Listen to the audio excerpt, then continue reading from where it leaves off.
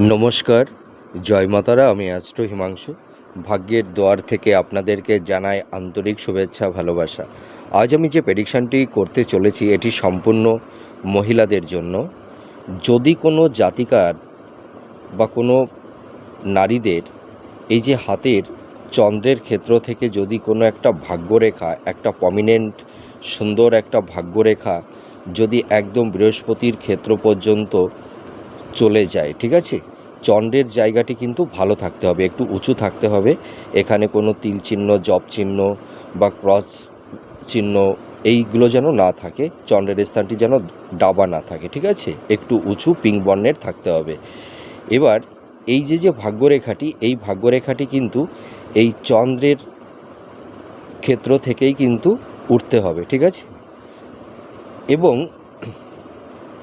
এই যে বৃহস্পতির ক্ষেত্র পর্যন্ত যদি পৌঁছে যায় এই হৃদয় রেখাটি, আর এই বৃহস্পতির ক্ষেত্রটি যদি শুভ থাকে, অর্থাৎ এই বৃহস্পতির ক্ষেত্রে যদি ক্রস চিহ্ন বা এখানে স্টার চিহ্ন যদি থাকে বা এরকম ধরনের লম্বা লম্বা রেখা থাকে, ঠিক আছে, প্রোগ্রেস লাইন, এই কয়টার মধ্যে যে কোনো একটি থাকলেই হবে, বা চতুর্ভুজ চিহ্ন থাকলে হবে, ত্রিভুজ চিহ্ন থাকলে হবে, ক্রস সাইন থাকলে হবে, এই তিনটির মধ্যে যে কোনো একটি চিহ্ন থাকলেই হবে, ঠিক আছে।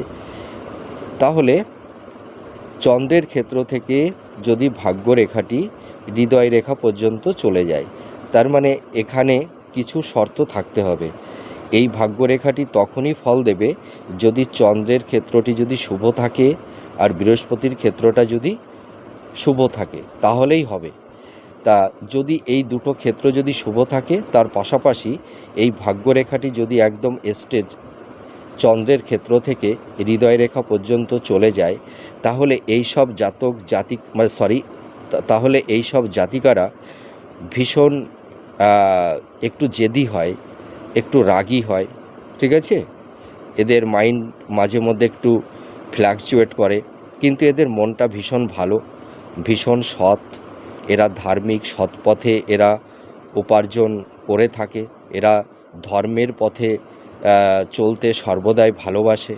তা এরা কিন্তু এই সব জাতিকারা বিজনেস করলে এরা ভীষণ সাকসেসফুল লাইফে মানে হতে পারে, মানে এরা খুব সাফল্যতা পায় বিজনেসের ক্ষেত্রে। এরা সফল মানে বিজনেসম্যান হতে পারে, প্রচুর অর্থ, নাম, যশ, খ্যাতি এরা অর্জন করে থাকে।